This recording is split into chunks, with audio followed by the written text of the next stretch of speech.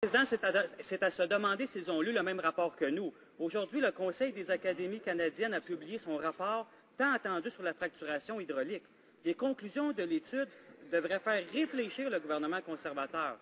En effet, le rapport souligne qu'on manque d'informations pour conclure que cette technique est sécuritaire, que les réglementations provinciales ne se fondent pas sur des recherches suffisantes et que le gouvernement fédéral manque encore une fois à ses responsabilités sur le plan de l'environnement et de la santé.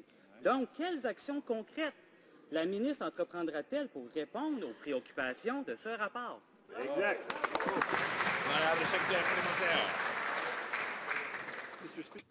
Monsieur le Président, comme je l'ai dit, il est important de noter que la fracturation hydraulique a été utilisée dans l'Ouest sans danger pendant des décennies, pendant plus de 50 ans, sans qu'il y ait de cas de contamination de l'eau potable. Et comme je l'ai déjà dit, il y a 3 organismes de réglementation en Alberta, en Colombie-Britannique et en Saskatchewan qui ont confirmé qu'il n'y a jamais eu de cas prouvés de contamination de l'eau venant de la fracturation hydraulique dans leur province. Et c'est là que le forage se fait. Nous allons continuer de travailler avec les provinces et les territoires qui sont les principaux organismes de réglementation pour garantir que les Canadiens puissent bénéficier de cette ressource. La députée de Halifax. Monsieur le Président, le rapport qu'ils ont commandé dit qu'ils ne font rien pour réglementer la fracturation.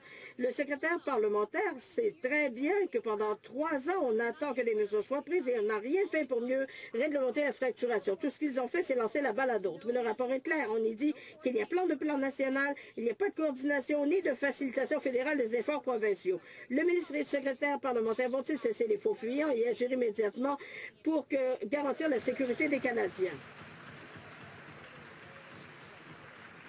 Le secrétaire parlementaire. Monsieur le Président, comme je l'ai dit, il est important de noter que la fracturation hydraulique a été utilisée sans danger dans l'ouest du Canada pendant des décennies, qu'il n'y a eu aucun incident de contamination de l'eau potable ni des puits d'eau.